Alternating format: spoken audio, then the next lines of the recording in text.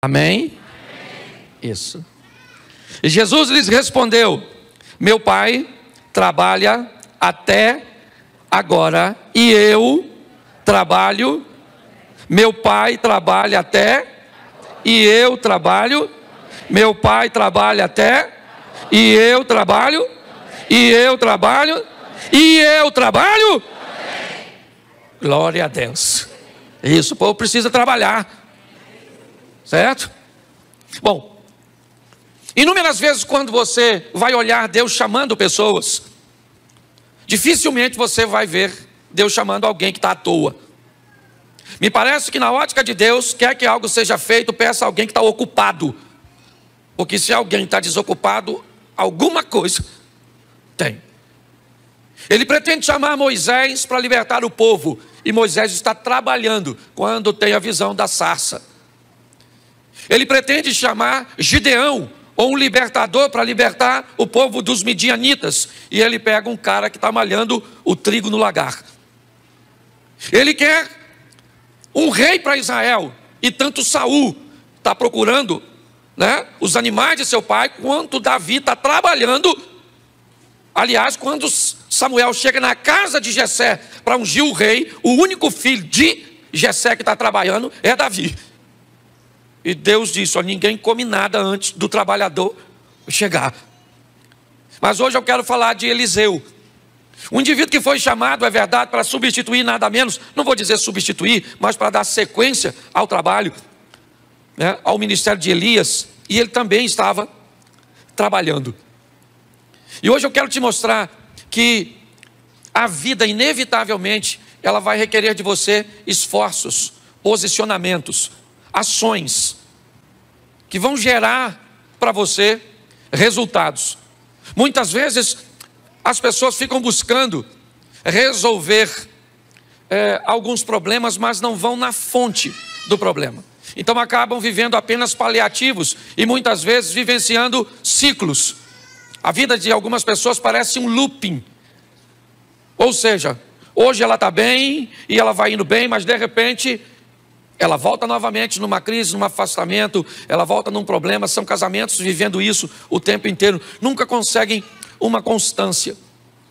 E eu quero mostrar hoje, na trajetória do profeta Eliseu, como as coisas aconteceram e pegar alguns exemplos para aplicarmos no nosso cotidiano.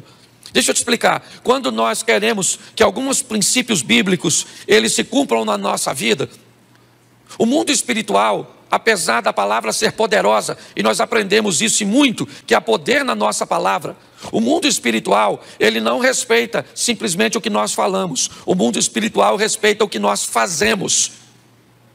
Eu não sei se você lembra, quando alguns tentam expulsar um demônio utilizando a metodologia do apóstolo Paulo, eles ficaram olhando como Paulo expulsava um demônio, e quando um demônio apareceu, eles usaram o mesmo método de Paulo.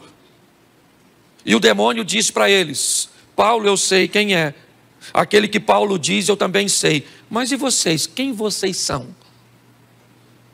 Então é muito importante você e eu entendermos que a nossa vida está aguardando decisões, posicionamentos, posturas, que podem nos levar para um lugar. Como eu sempre digo, futuro para nós não é um tempo, futuro para nós é um lugar. E para que lugar eu estou indo? Basta eu olhar o que eu estou fazendo, como é que eu estou me posicionando.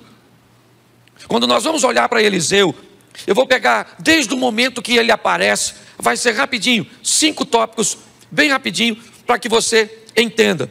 Eu só preciso que coloque aqui. Nós estamos com algum problema aqui? Não?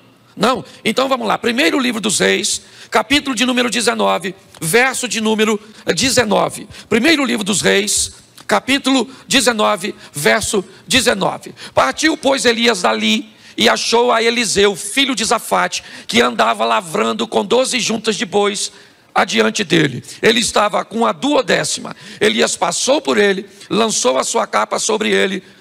Põe o 20. Então deixou ele os bois, correu após Elias e disse: deixa-me beijar meu pai e a minha mãe, então eu te seguirei. E ele disse: vai e volta, porque te tenho eu feito. Por que te tenho eu feito? Vamos lá. Deixou esse os bois, Isso aí. Voltou, pois, atrás dele, tomou as juntas de bois, os matou, e com os aparelhos dos bois, cozeu as carnes, deu ao povo, comeram, então se levantou, seguiu Elias e o servia. Preste atenção. Esse é o momento que o nome de Eliseu aparece na Bíblia, pela primeira vez. O momento em que Elias entra no campo que Eliseu está trabalhando, e Eliseu vai receber, né, o chamado ministerial.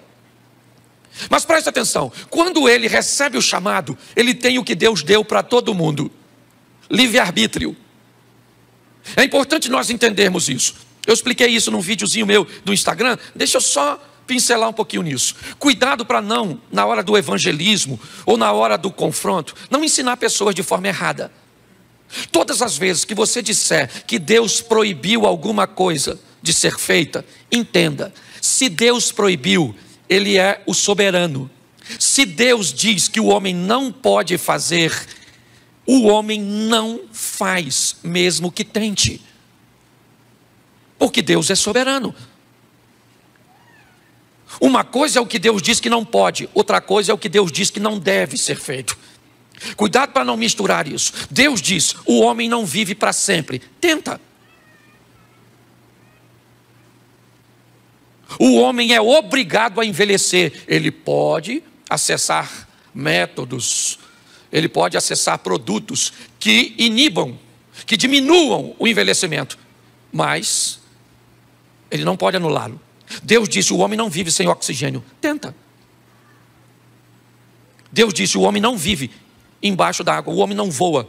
Ele pode construir equipamentos para voar, mas tudo aquilo que Deus disser que o homem não faz, o homem não faz. Qual é o problema? É o livre-arbítrio. É aquilo que Deus diz que o homem não deve. O homem pode matar, sim ou não? Sim ou não? Claro que pode, porque se ele não pudesse, ele não matava. Ele pode roubar? Ele pode fazer o que quiser com o corpo dele? Claro que pode. Ele não deve. Esse é o grande problema.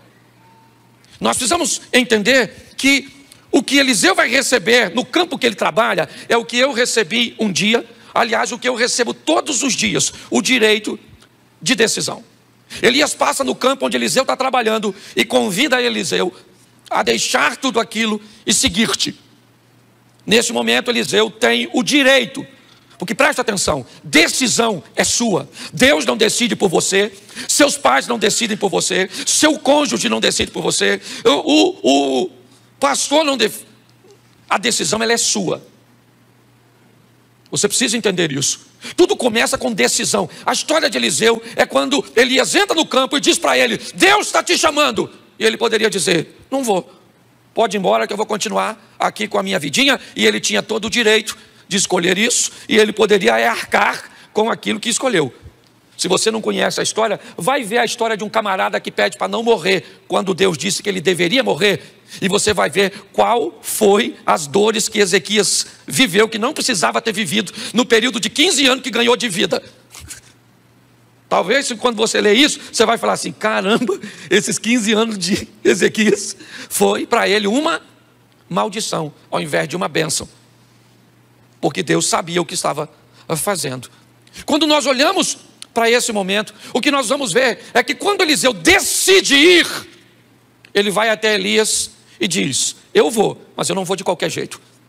Eu decidi ir com o senhor, mas se é para eu ir, me deixa em casa, porque eu vou beijar meu pai e a minha mãe.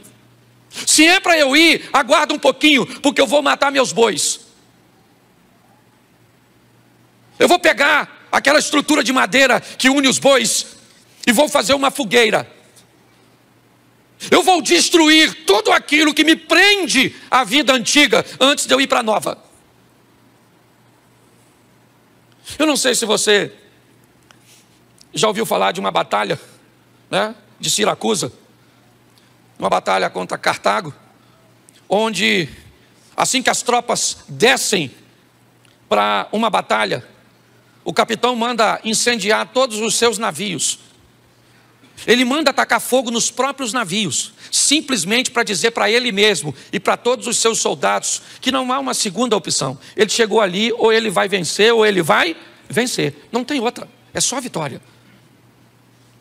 Quando nós queremos mudar de vida, o poder de decisão foi o que fez Ruth ir com Noemi, foi o que fez Daniel mostrar quem era Deus na Babilônia. Todas as pessoas que estão decididas, o poder de decisão, certo? Quando nós lemos o profeta Daniel, o texto diz, e Daniel decidiu no seu coração não se contaminar. Quando Noemi viu que Ruth estava totalmente decidida, parou de interpelá-la. Todas as vezes que o mundo, a vida, entende que você decidiu, ela sabe que a sua vida vai para a próxima fase. Quando nós olhamos Eliseu, o que ele faz? A história dele começa com a força da sua decisão. Eu mato os bois para quê? Porque eu não vou voltar mais. Vou beijar meu pai e minha mãe e vou dizer, nunca mais eu pego no arado, nunca mais eu vou voltar à minha vida antiga, porque Deus está me chamando para uma nova vida e essa antiga não me cabe mais. Você sabe qual é o problema? Muitos de nós deixamos um ambiente seguro. Tentamos levar uma nova vida com velhos amigos, com velhos hábitos, com uma velha postura. Inevitavelmente, nós não vamos obter êxito. Sabe por que a Bíblia diz que é melhor você ser frio ou quente, mas você não pode ser morno? Porque nada atrapalha mais o evangelho do que um crente morno. Se o cara está dentro, ele está dentro. Se ele está fora, ele está fora. Mas se ele está dentro de qualquer jeito, ele atrapalha o sistema. Ele joga contra. A história de Eliseu começa com uma decisão. E a decisão dele é o seguinte: o que me prende à vida antiga? Meus bois e esse arado. O que eu faço com ele? Eu mato, dou uma festa e mostro para todo mundo que essa vida antiga não me cabe mais. Acabou. Vocês estão me vendo pela última vez cuidando de um arado. Eu estou indo para a próxima fase. Nós precisamos tomar essa postura de decisão quando vamos andar com Deus. Abandonar a vida antiga e dizer, não me cabe mais. Esse tipo de comportamento, esse tipo de amizade, esse tipo de negócios, isso não cabe mais, não me pertence, não faz parte mais do meu mundo. Mas isso é uma decisão que você tem que tomar. Provavelmente ela não vai ser fácil, por quê? Porque ela vai depor contra você. Você vai ter contra você diversos argumentos, sejam eles financeiros, sejam eles emocionais. Inevitavelmente. Só que é você que decide. A história aqui começa com uma decisão. O próximo passo, segundo livro dos Reis, capítulo 2, verso 1. A segunda etapa da vida de Eliseu. Segundo livro dos Reis, capítulo 2, versículo de número 1. Sucedeu, pois, que havendo o Senhor de elevar a Elias num redemoinho, ou um redemoinho ao céu, Elias partiu com Eliseu de Gilgal. Presta atenção. Elias está agora indo para a fase final de seu ministério, e o ponto de partida era Gilgal. Eu gosto dessa cidade, coloca para mim por favor, Josué capítulo 5 verso 8, só para me mostrar para vocês o que significa a palavra Gilgal para o povo, para Eliseu. Isso. E aconteceram que, acabando de circuncidar toda a nação, ficaram no seu lugar no arraial até que sararam. E disse mais o Senhor a Josué: hoje revolvi de sobre vós o opróbrio do Egito, pelo que o nome daquele lugar se chamou Gilgal, até o dia de hoje. Estando, pois, os filhos de Israel alojados em Gilgal, celebraram a Páscoa. Presta atenção, Gilgal, Páscoa, Gilgal, circuncisão. Para um judeu, duas coisas que têm o significado de aliança. O ponto de partida depois de uma decisão, eu vou deixar a vida para trás, é uma aliança. Quando nós falamos de casamento, nós dizemos que casamento é duas coisas. Uma, ele é um contrato, e segundo, ele é uma aliança. Como contrato ele pode ser reincidido, como aliança não. A próxima fase da vida de Eliseu, o que é? É uma aliança. Ele vai assumir um compromisso com aquilo que ele pretende fazer. É um caminho que para ele não tem volta, é dali e para frente. A história dele caminha com um novo comportamento, com uma nova visão, com uma nova mentalidade. Por quê? Para Eliseu ele não tem mais para onde voltar. E se não der certo, eu volto para os meus bois. Eu não tenho mais bois.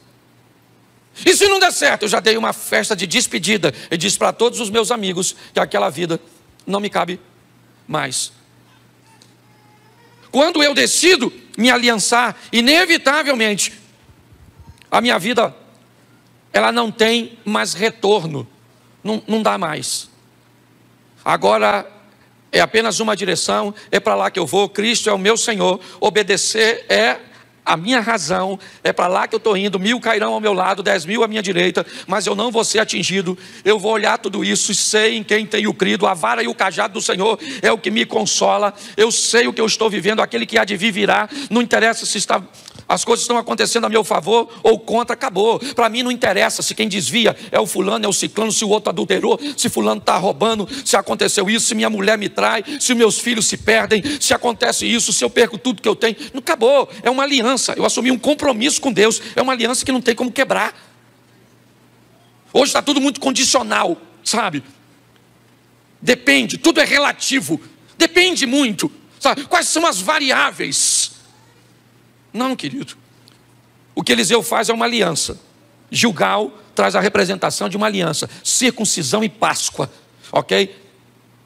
É aquilo que Davi olha quando vai enfrentar o gigante. Todo mundo está olhando para o gigante. Davi olha para a circuncisão.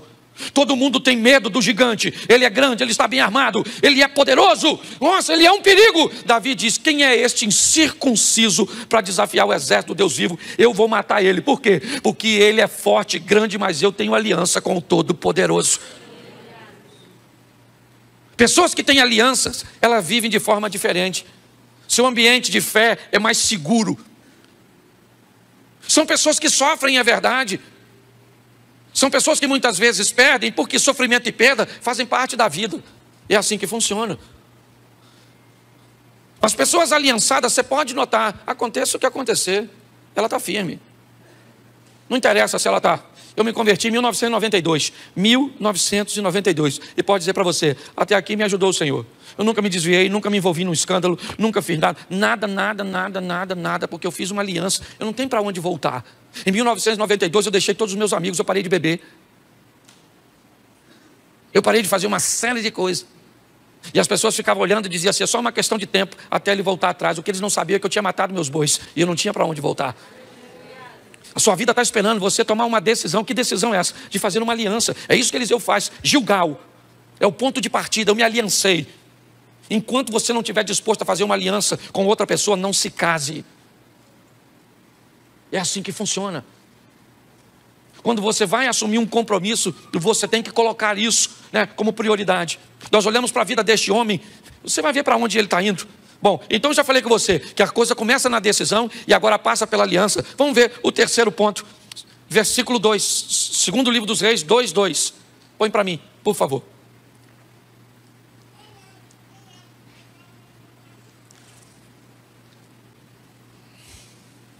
Nos diz assim: e disse Elias a Eliseu, fica aqui, deixa por aí, por favor, porque eu vou usar para me ajudar. Disse Elias a Eliseu, fica aqui, fica aqui, fica aqui. Uma das frases que Eliseu vai ouvir o tempo inteiro nesse texto é fica aqui, fica aqui, fica aqui. Ou seja, o tempo inteiro você vai ver uma solicitação. Não continue andando, paralise, interrompa a sua trajetória. Não vá para o próximo ciclo, não vá para a próxima fase, porque me parece que é isso. A Bíblia diz, conhecer e prosseguir e conhecer. Você vai viver de glória em glória, você vai viver de fé em...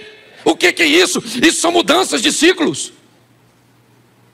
E o tempo inteiro a vida vai querer te paralisar, amigos vão querer te paralisar, sentimentos vão querer te paralisar.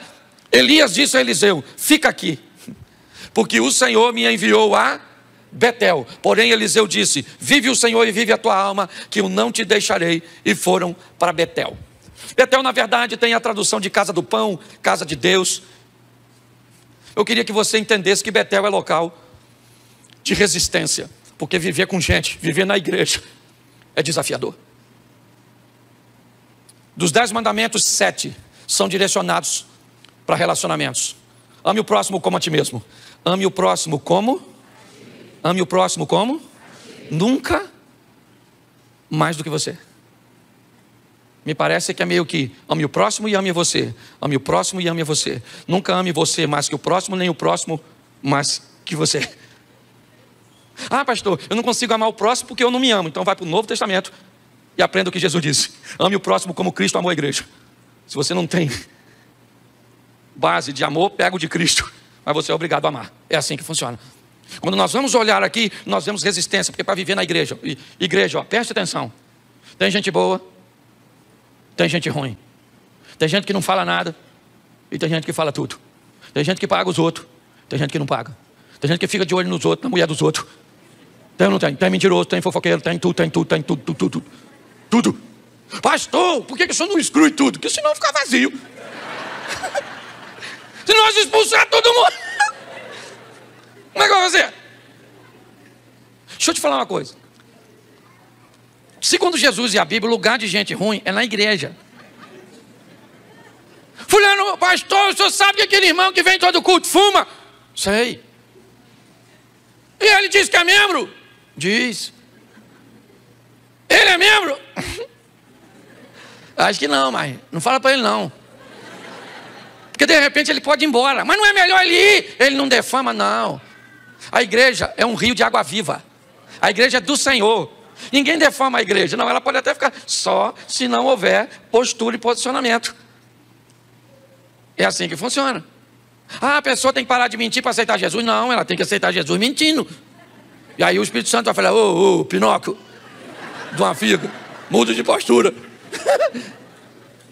Entendeu? O cara tem que, ela é mulherenga e vem para a igreja. Deixa o cara aí. Não pode vir uma mulher que ele entra em modo conquistador, já viu? Tem uns irmãos na igreja assim.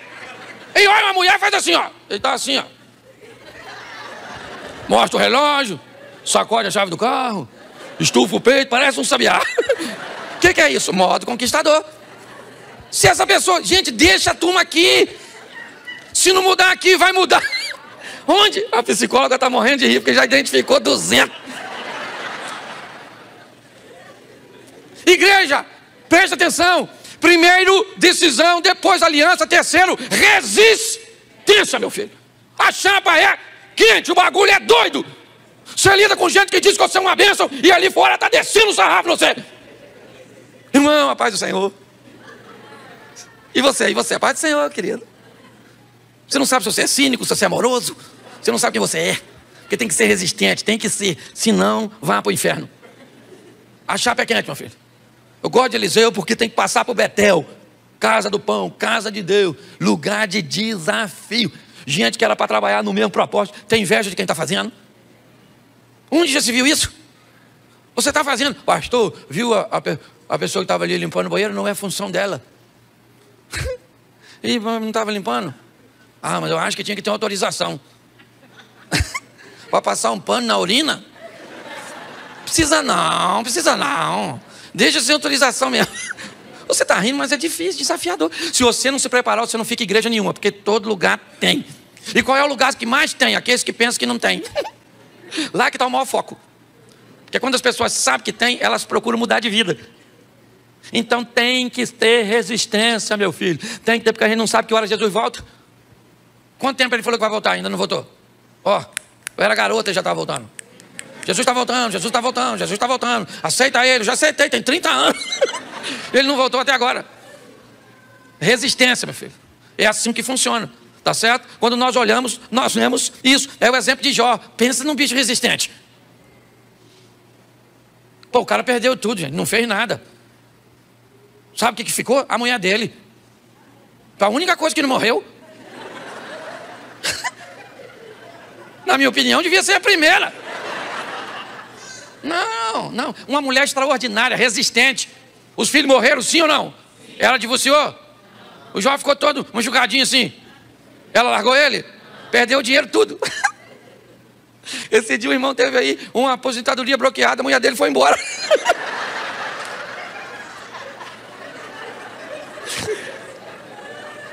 Oh, meu Deus, me dá sabedoria para ser pastor. Eu vejo cada coisa que até Deus duvida.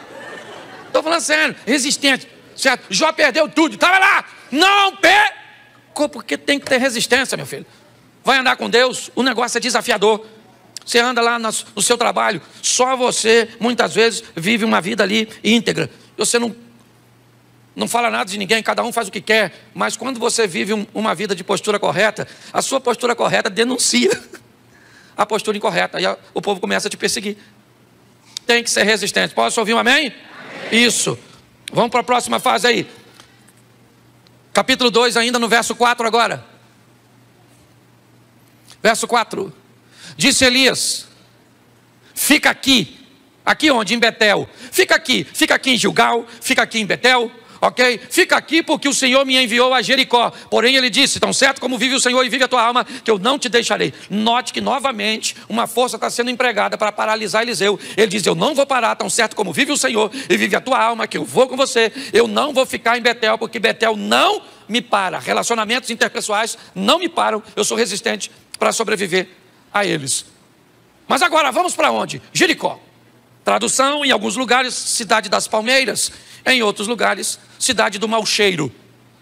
Comércio de rua, muros altos, pouca circulação. Provavelmente o cheiro não era dos mais agradáveis naquele ambiente. Basta você passar perto de uma barraca de peixe, muitas vezes, né? No final do dia, depois de uma feira. É só para você ter mais ou menos um entendimento.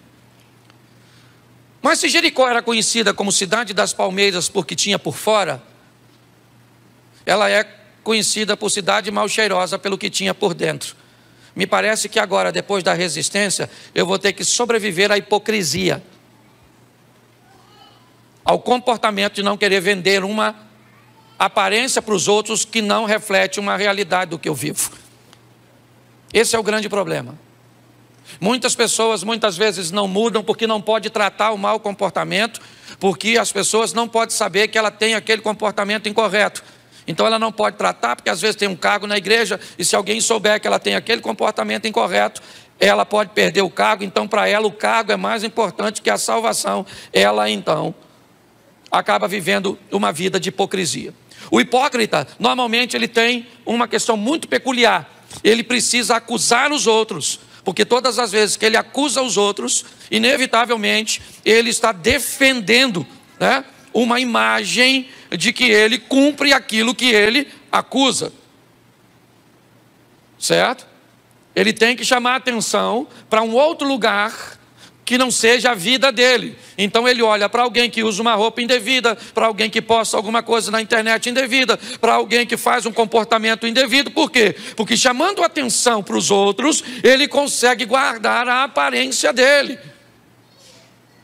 Muitas vezes há uma promiscuidade por detrás de um puritanismo. Porque eu defendo o puritanismo, mas na verdade eu estou envolvido numa pornografia. Mas eu então começo a chamar a atenção, né, de comportamentos de outras pessoas. O que é isso? A vida de Eliseu também passa por Jericó. Aquele local onde a aparência fica para trás. Nós temos que tomar muito cuidado com isso.